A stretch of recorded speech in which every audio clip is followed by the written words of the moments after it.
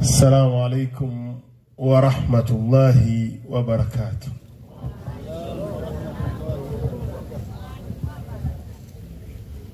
Ndugu zangu katika iman, nami naomba sasa niongeze sauti yangu katika kumshukuru Mwenyezi Mungu mwingi wa rehema aliyetuwezesha na akatuwafikisha jambo letu muhimu na adhimu kuweza kulifanya kwa namna ambavyo tumelifanya. Lakini pili, nipende salamu na amani zimwendee mtukufu wa daraja na isi mwingine isipokuwa ni mtume wetu Muhammad alayhi wasallam. Nianze kwa kutambua uwepo wa katibu wa Secretariat ya Baraza la Ulama Taifa, Sheikh Swedi, kama ambavyo tayari ametambulishwa. Lakini pili, Sheikh wa mkoa, Sheikh Mavumbi, na Sheikh mwenza wa mkoa wa Singida, Sheikh Isa. Kadhi wa mkoa yuko hapa, nitambue uwepo wake. Mjumbe wa Baraza la Ulama, nafikiri Halmashauri Kuu, Sheikh Mfaume, naomba nitambue uwepo wako. Katibu wa BAKWATA mkoa, shekhe wa wilaya mwenyeji ambaye anatuongozea hafla hii, lakini mwakilishi wa kamanda wa polisi wa mkoa wa Tabora, naomba nitambue uwepo wake, bila kusahau mashekhe wote wa wilaya waliopo na makatibu wote na wenye viti wote, lakini pia kina mama wajuakita na waumini wenzangu. Naomba tena sasa nikusalimuni, salamu alaikum wa rahmatullahi wa barakatuh.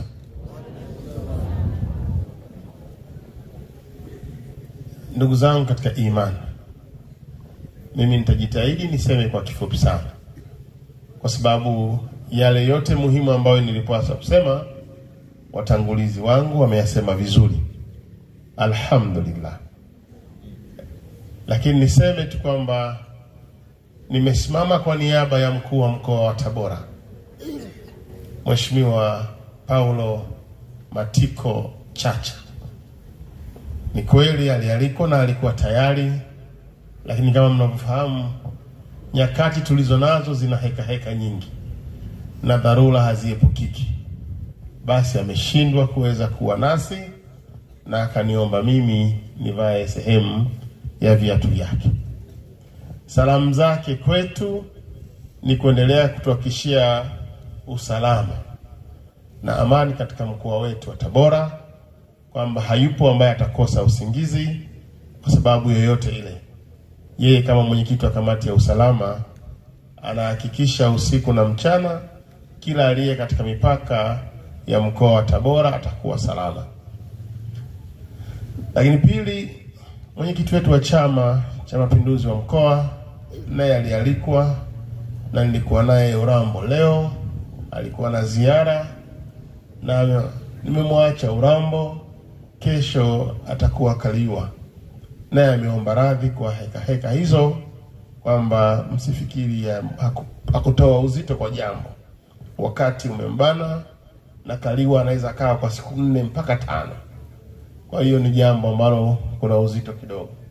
Kwa naye anaomba nifiche salamu zake kwamba yuko pamoja na sisi na anaendelea kuhakikisha tu kwamba zoezi la tarehe 29 linafanyika kwa namna nzuri zaidi, na kuendelea kutoa heshima kwa viongozi wa Chama cha Mapinduzi na hasa Mheshimiwa Rais Daktari Samia Suluhu Hassan, kwamba mkoa wa Tabora basi kwa taufiki ya Mwenyezi Mungu uweze kuongoza mikoa mingine kwa wingi wa kura.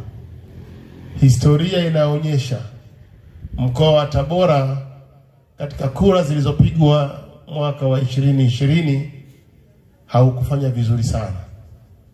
Leo viongozi wa chama na serikali wakishirikiana na makundi yote katika jamii pamoja na kamati zetu za amani na maadili tulizonazo katika ngazi ya wilaya na mkoa, ambapo viongozi wa Kiislamu na dini zingine ni sehemu ya kamati hizo. Wote kwa pamoja wameazimia kuleta mabadiliko na kuwashajiisha kila aliye katika makundi yao kuweza kutoka na kwenda kupiga kura. Sasa makundi yote yakiitikia kwa namna hiyo, basi kweli azma ya mkoa wa Tabora kuweza kuwa kinara kwa kuwa na idadi kubwa ya wapiga kura mwaka huu inawezekana. Kwa tuombe Mwenyezi Mungu atufanyie wepesi na inshallah atupe taufiki jambo hili liweze kuwa na sura hiyo tunayoitamani. Aidha, leo tunasherehekea mazazi. Tunasherehekea mazazi ya mtukufu wa daraja, mtume wetu Muhammad sallallahu alayhi wasallam. Yako mengi yameelezwa kupitia wazungumzaji waliotangulia, lakini pia kupitia kaswida mbalimbali na nashid ambazo tumezishuhudia hapa. Nami nikiri tu kwamba nimeshuhudia ufundi wa aina yake. Yako nilikuwa siyajui, nimeyajua leo, na yako ambayo kiukweli nimeona yameongezeka viwango kwa maana ya ushindani. Na tungesema tutafute mshindi, pengine tungelazimika kuwa na VAR, vinginevyo tungepata tabu kumpata mshindi, na wenzetu wengine wale wangefanya mengine ili washinde. Haina hakika Sheikh Zaimu ungefanya vizuri. Sina shaka na namna ambavyo vijana wamefanya kazi, sina shaka. Sina maana Sheikh wangu akaliwa hajafanya vizuri, hapana. Lakini Zaimu umefanya vizuri zaidi. Japo kwa leo umeumia kidogo. Leo sumepigwa. Sasa ndugu zangu, kwa namna yoyote iwayo, tukijaribu kumwelezea mtume wetu Muhammad sallallahu alayhi wasallam, sidhani kama tutamtendea haki kwa namna ambavyo tutaweza kumwelezea. Sidhani. Huyu ni kiumbe ambaye Mwenyezi Mungu amempambanua kuliko viumbe wote duniani waliowahi kuumbwa. Mwenyezi Mungu anasema huyu amempandisha daraja kuliko wote kabisa, na amejalia kuwa ni mwenye kukumbukwa na kutajwa zaidi kuliko viumbe wote. Hayupo ambaye anakumbukwa na kutajwa kama mtume wetu Muhammad sallallahu alayhi wasallam. Ukianza kutafuta namna ya kumwelezea, pa kuanzia panaweza pakakupa tabu kidogo. Ni mtu amezaliwa miaka ya 570, ukipiga hesabu ya kawaida takriban miaka 1447. Lakini athari zake kwenye maisha ya watu, na sio Waislamu, maisha ya watu mpaka sasa unaziona. Huyu ndiye Muhammad alayhi wasallam. Unamwelezaje Muhammad? Sasa msomaji kweli wa Qur'an ametueleza kwamba huyu ndiyo kiigizo chema, na alianza katika sura ya 33 aya ya 21, na shekhe wangu wa Singida Sheikh Isa ameieleza vizuri, sina haja ya kurejea. Lakini tunaambiwa huyu ndiye kiigizo, kwamba hata sisi tukitaka kujifunza lazima basi turudi kwake.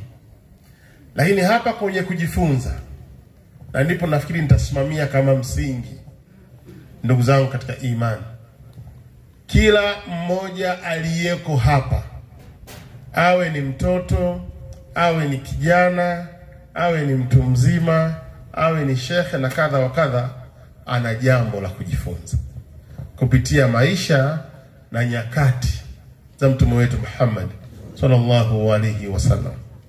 Kwa kuwa alizaliwa na mzazi wa kawaida kabisa, kwa maana ya kuwa na baba na mama, halafu akakua, akalelewa, akaoza, akapewa utume na akaendelea kuisimamia dini ya Mwenyezi Mungu, na baadaye akasimamisha dola.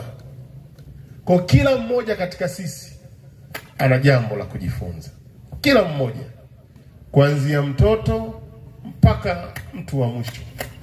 Na kama ni kiongozi, hata sisi viongozi wa dola na serikali, yako ya kujifunza. Huyu tunayemzungumza hakuishia tu kuwa mtume, alikwenda kuwa kiongozi wa dola na aliongoza watu. Aliwaongozaje? Liko jambo la kujifunza. Yeye mwenyewe anatuambia, in kuntum tuhibuna Allah fattabi'uni. Kama kweli sisi tunampenda Mwenyezi Mungu, basi tumfuate yeye kama kweli.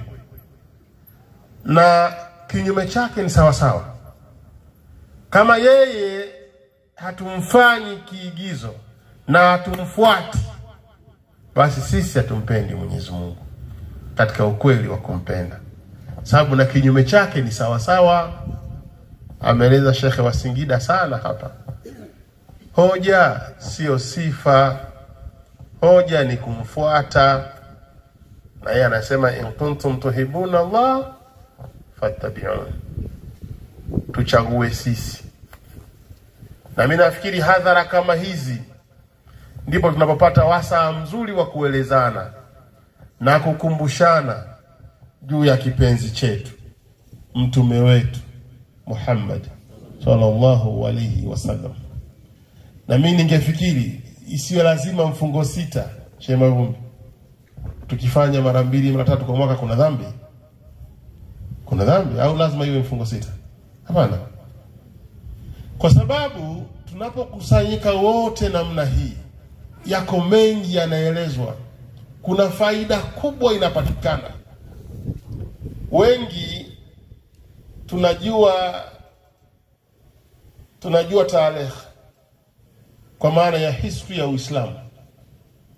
Lakini sio wengi tunaizingatia sira kwa maana ya history ya Muhammad sallallahu alaihi wasallam mwenyewe kama mwanadamu. Hatufanyi sana.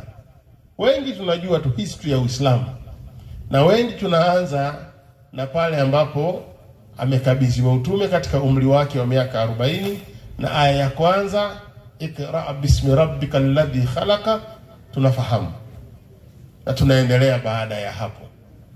Lakini ukitaka kumjua Muhammad na ukapata hamu ya kujifunza, lazima urudi kwenye historia binafsi ya yeye Muhammad sallallahu alaihi wasallam.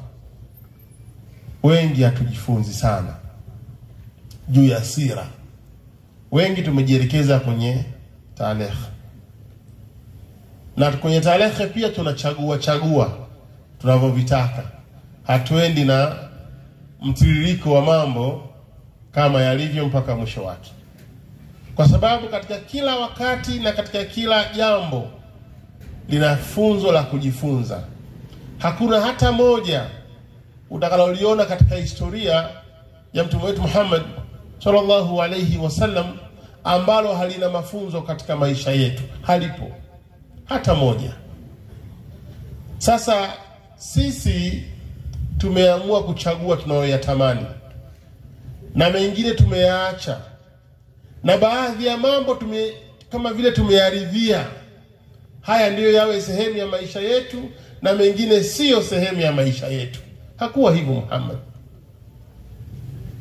Aisha radhiallahu anha alipoulizwa juu ya tabia za Muhammad, alisema tabia yake huyu bwana ni Qur'an. Watu wakashangaa, inakuwaje unazungumza kwamba tabia ya Muhammad ni Qur'an? Ukitazama Qur'an na ukamtazama Muhammad sallallahu alaihi wasallam, hakuna utofauti. Aliweza kuiishi Qur'an. Sisi tujiulize, tunaiishi Qur'an? Tunaisoma Qur'ani yenyewe? Au baada ya Ramadhani kuisha tumeachana na Qur'an? Au ni Ijumaa mpaka Ijumaa? Au ni kadha mpaka siji tunafanyaje? Yaani sehemu kubwa tufanye hivyo. Ukitutazama tuliko hapa, mashaallah, alhamdulillah, tunaonekana ni watu kweli kweli, tumeshikamana kweli kweli.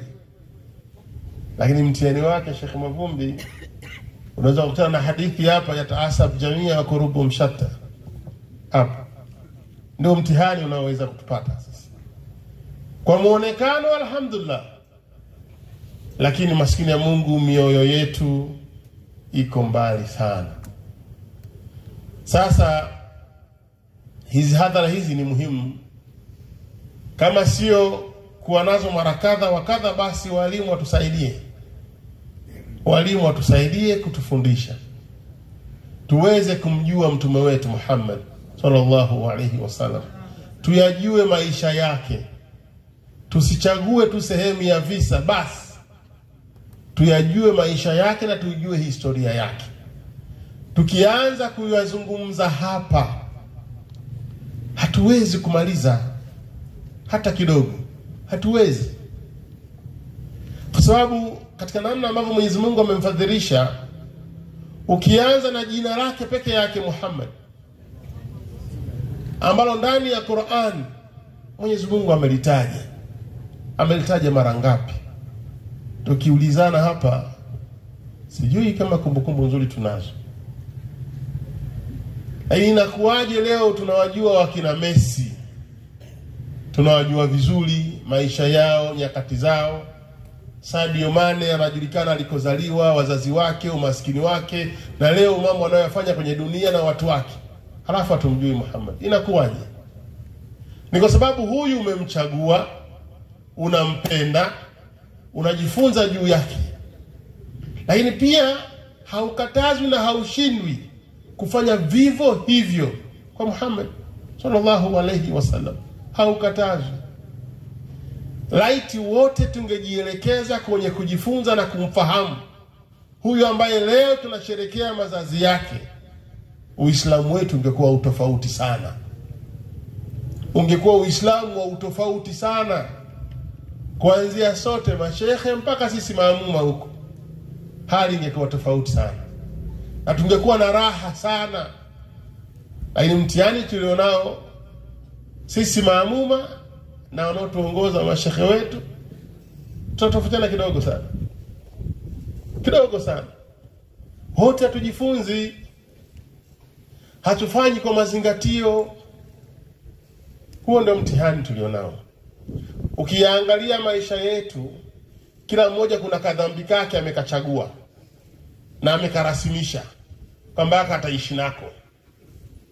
Kila mmoja anaka kwake, hako akaachi.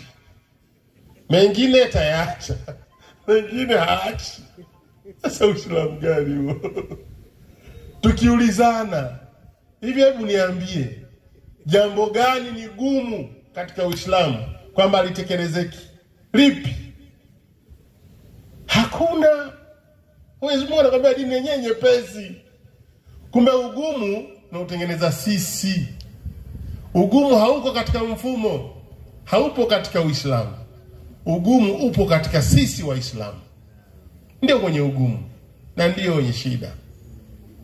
Ndugu zangu, Uislamu ni mfumo wa maisha. Katika kukiendea kila kipengele cha maisha yetu ya kila siku. Kuanzia unapoamka asubuhi, kuanzia jambo la kwanza unalolifanya mpaka la mwisho unapoenda kulala usingizi. Yote unatakiwa uyafanye katika misingi ambayo imeelekezwa na kufundishwa. Mtihani tulionao sisi, tutakuwa Waislamu tunapokutana kama hapa na katika nyumba zetu za ibada. Alhamdulillah, kila mtu Muislamu mzuri kabisa. Lakini ukishatoka nje ya msikiti, ukatoka nje ya hadhara, unachagua maisha yako, unachagua kuwa mpagani, unachagua kadude kako unaendelea nako. Ukishatoka tu nje ya msikiti, basi hadithi yako imeisha. Ndugu zangu,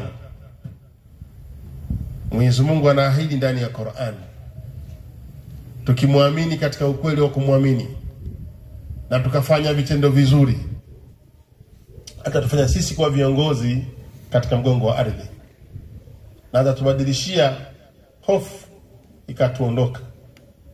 Lakini tukiangalia ukweli tulionao katika mgongo wa ardhi leo, nilikuwa najaribu kupiga hesabu ya madiwani waliokuja hapa. Alhamdulillah, ndugu zetu, tunashukuru.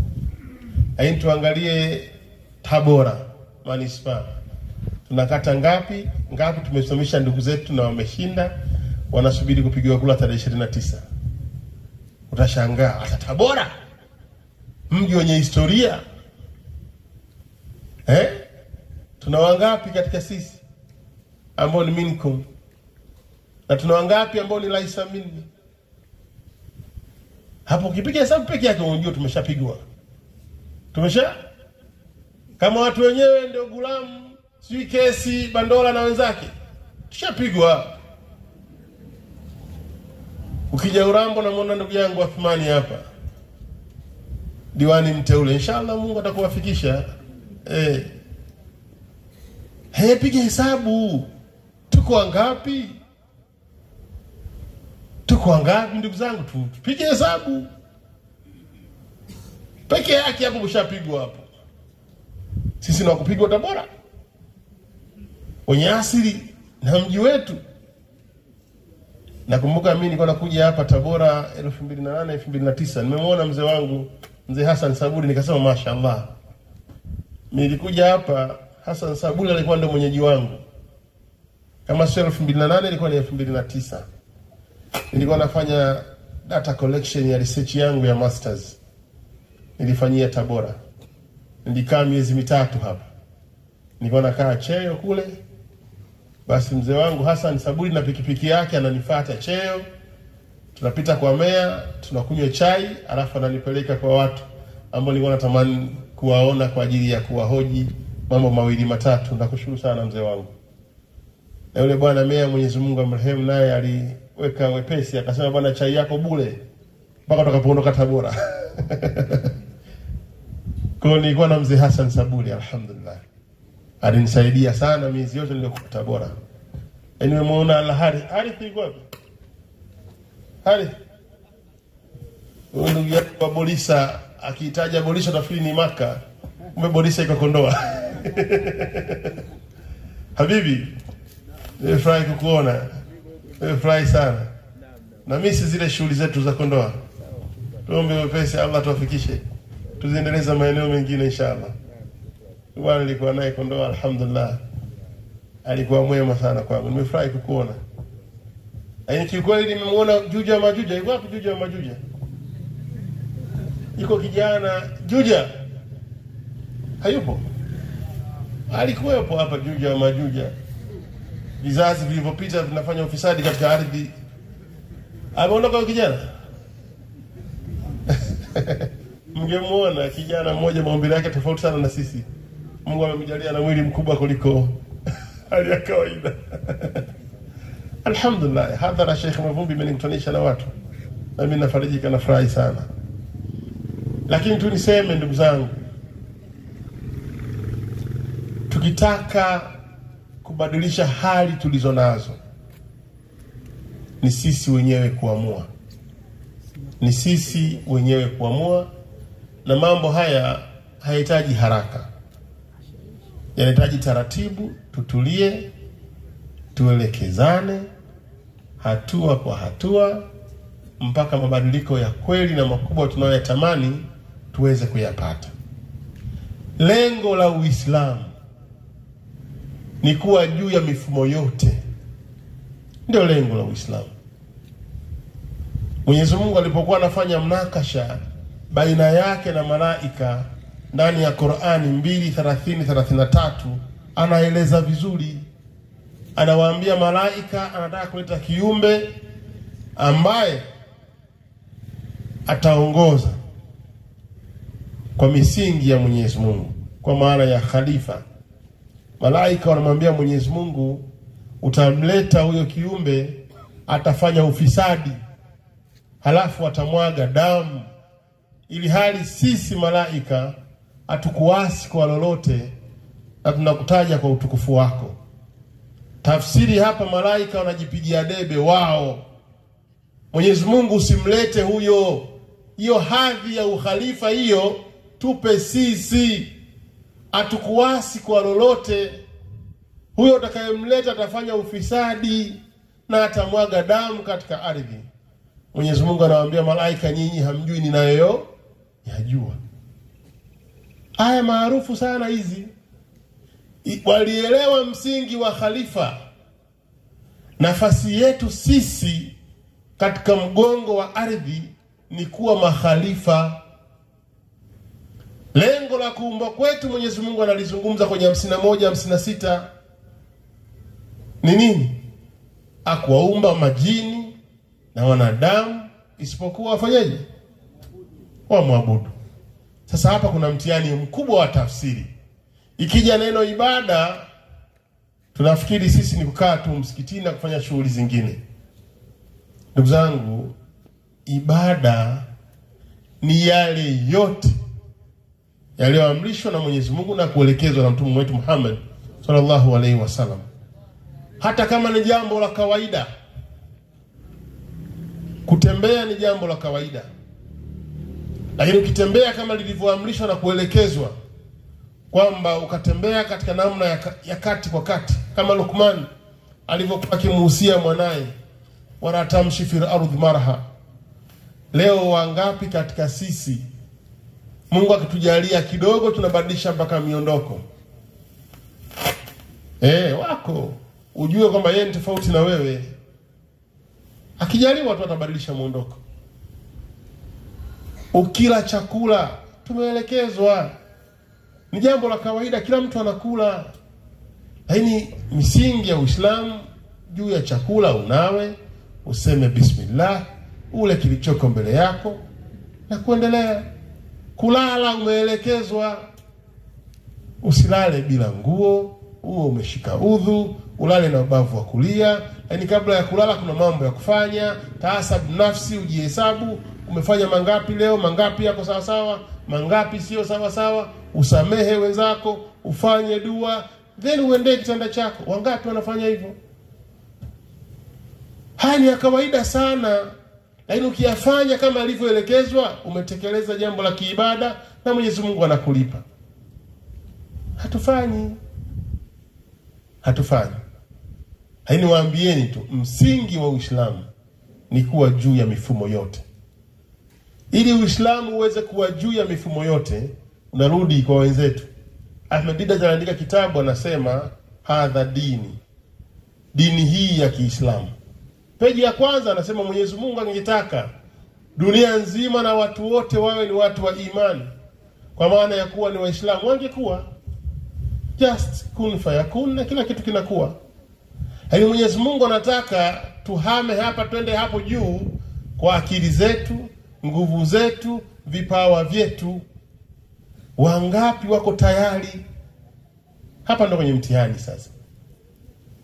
Hatuko tayari kutoka, hatuko tayari kufanya. Leo likikutana jambo lako na jambo la Mwenyezi Mungu, la kwako linakuwa na nguvu zaidi kuliko jambo la Mwenyezi Mungu. Jambo la Mwenyezi Mungu kwako ni ziada. Badala ya kwako ndio liwe ziada, la Mwenyezi Mungu ndio linakuja kuwa ziada. Mpaka umalize ya kwako yote. Halafu sasa unakamuda kidogo. Ngoja nikawasikiza wale jamaa. Walikuwa na kikao leo. Ukiambiwa kutoa, unatoa kile kidogo cha mwisho kabisa. Ndugu zangu, haiko hivyo. Wala hakuna kujitolea katika Uislamu. Ukitoa, unatoa kwa ajili ya nafsi yako, na ukitoa, unatoa kwa ajili ya kesho yako. End of story. Hakuna kujitolea. Na kile ulichokitoa ndicho cha kwako. Kilichobaki mfukoni utapeleka kwenye daladala, utapeleka sokoni, utapeleka wapi? Sio cha kwako. Cha kwako ndio ulichokitoa. Turudi na mashehe watufundishe.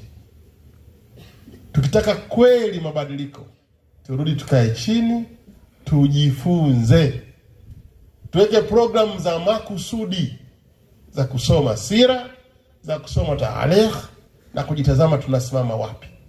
Na tunataka tuanze na jambo gani?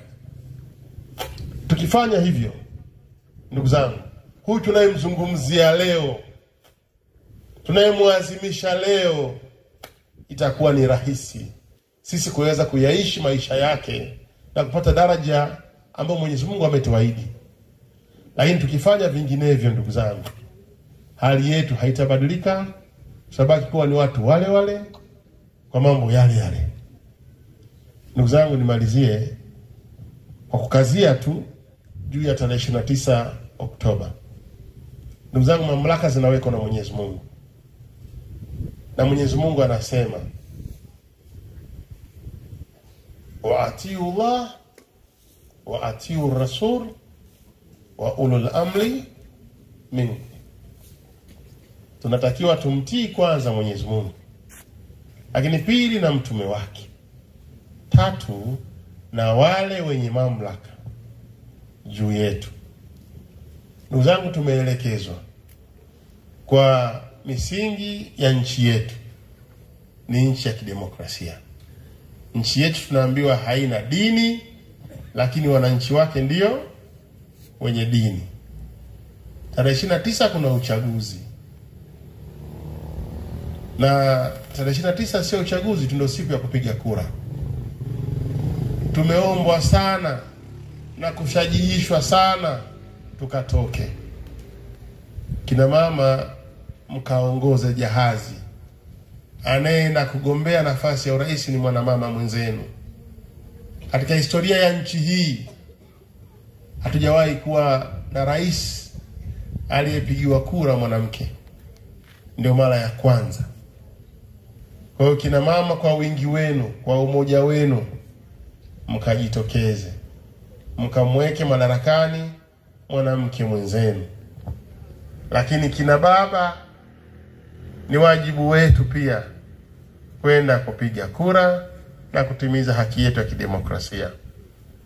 Hapa kuna mambo mawili. Moja, limeelezwa sana na mratibu na katibu wa Secretariat ya Baraza Taifa, Sheikh Swedi.